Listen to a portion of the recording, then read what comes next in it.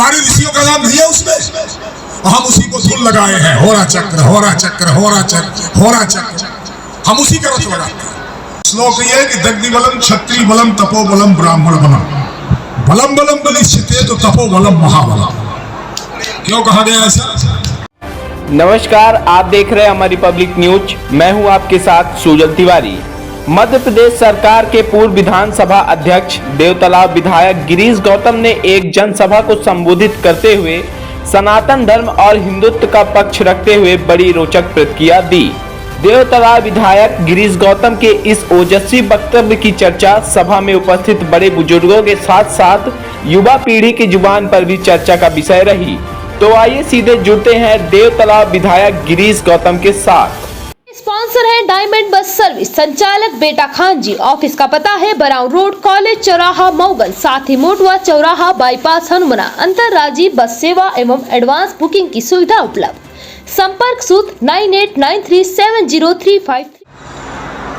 हम सब जानते हैं, हम जब कहते हैं कि हमारा सनातन धर्म सबसे पुराना, दुनिया का सबसे पुराना धर्म सनातन धर्म, इसका मतलब क्या हुआ? इसका मतलब हुआ कि हमारे जो शास्त्र हैं सबसे पुराने हैं और शास्त्र हमारा विज्ञान है। हमने जो गलतियां की हैं उसको समझने पड़ेगा। हमने बहुत सारी भूल की है, बहुत सारी चूक की है, जिसके कारण आज हम उस तरह से हमारी जो महानता होनी चाहिए वो नहीं हो पा रही है। जैसे मैं मनुष्य जीवन की बात करता हूं, यहाँ तमाम साइंस वाले भी विद्यार्थी होंगे। हम डार्विन थ्योरी पर विश्वास करते हैं। मनुष्य के विकास क्रम की थ्योरी डार्विन थ्योरी है।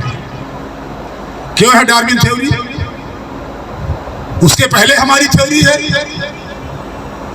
मनुष्य किस तरह से आगे प्रगति कर रहा है, ये अवतारों के रूप में आप देखो ना।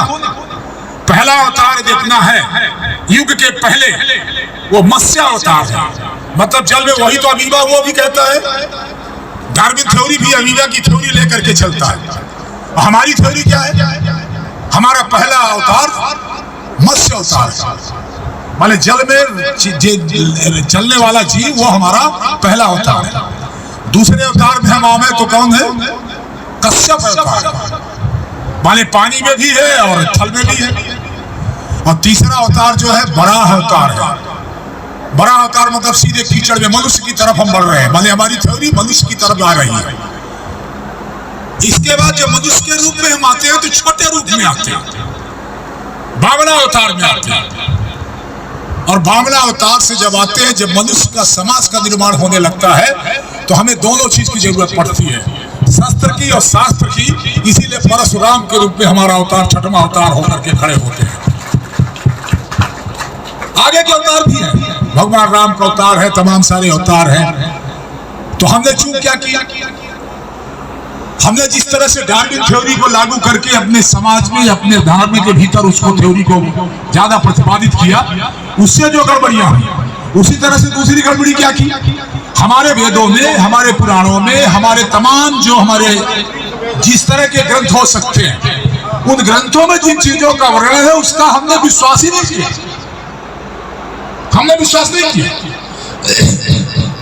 मैं आपसे पूछना चाहता हूं, यहाँ बहुत सारे पंडित भी बैठे होंगे जो कर्मकांड कराते हैं, ज्योतिष फल भी बताते हो। हमारे तपोजीत तो बैठे नहीं, ज्योतिष फल भी बताते। जो ज्योतिष शास्त्र में भविष्य लिखा जाता है, उस चक्र का नाम होरा चक्र है। होरा चक्र क्या कहते हैं उसको? होरा चक्र कहते हैं ना। होरा चक्र क्यों कहते हैं? होरा चक्र कहते क्यों? वो इसलिए कहा जाता है कि हमारे जो ऋषि थे वो बड़े वैज्ञानिक थे।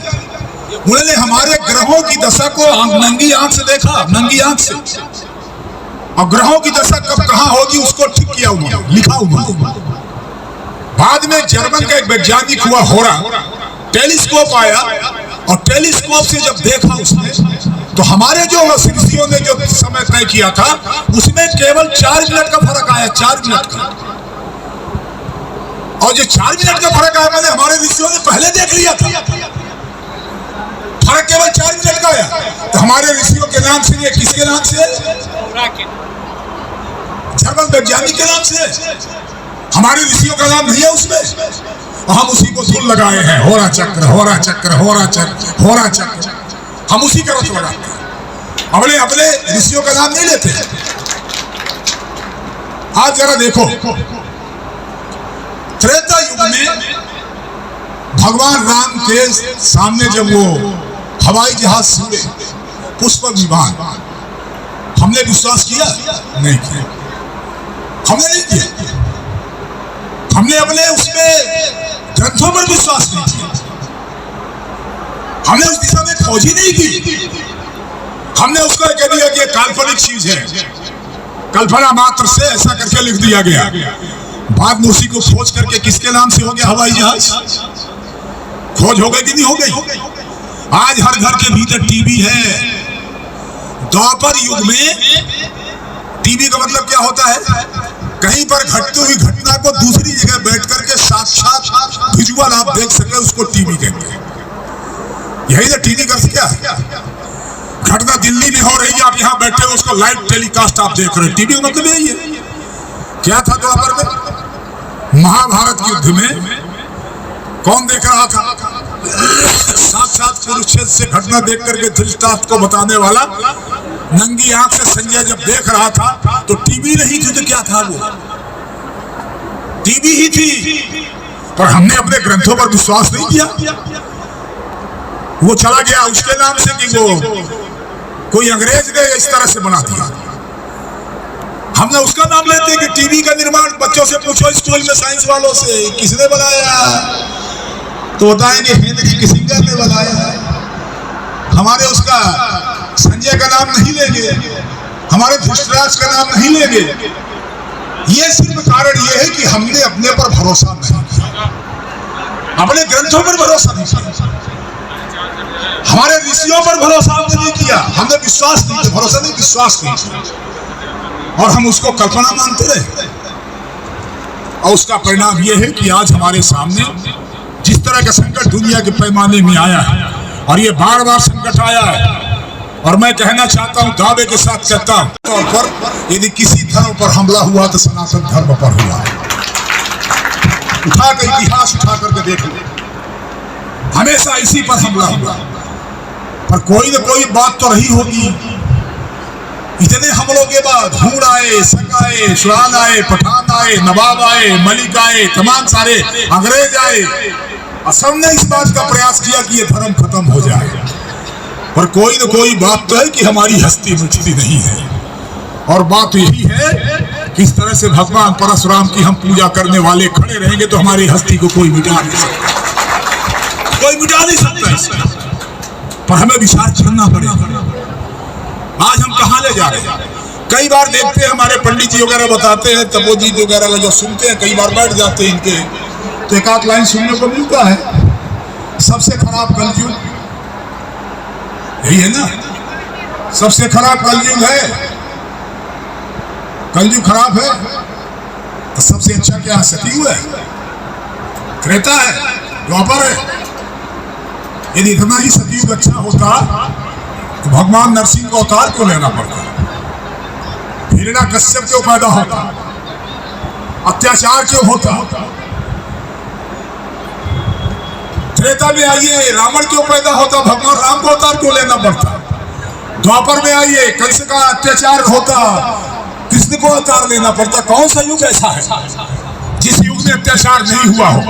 इससे यह पता चलता है कि हर युग में अत्याचार होता है, पर अत्याचार उठाने वाले के लिए, अत्याचार को खत्म करने वाले के हर युग में परशुराम जैसा आदमी पैदा होता है।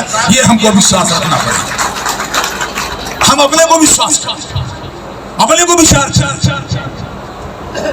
मैं कोई पूजा पाठ के बारे में नहीं कर रहा हूं कि हम पूजा करें तभी सब कुछ है। हमारे सामने संकट क्या है? संकट ये है हमारे सामने, जो सबसे बड़ा संकट, हम एक दूसरे को पारस्परिक व्यवहार के साथ नहीं देते, और सबसे ज्यादा नुकसान हम ही को हो रहा है। जब ब्राह्मणों की बात आती है तो सबसे बड़ा काम कहते हैं ना कि तपस्या का बल सबसे बड़ा होता है। एक संस्कृत का श्लोक है, बाकी सारे लोग जानते होंगे, और श्लोक ये है कि दग्धि बलम क्षत्रिय बलम तपो बलम ब्राह्मण बलम। बलम बलम बलिष्ठते तो तपो बलम महाबलम। क्यों कहा गया ऐसा? इसलिए कहा गया कि तप का मतलब क्या है?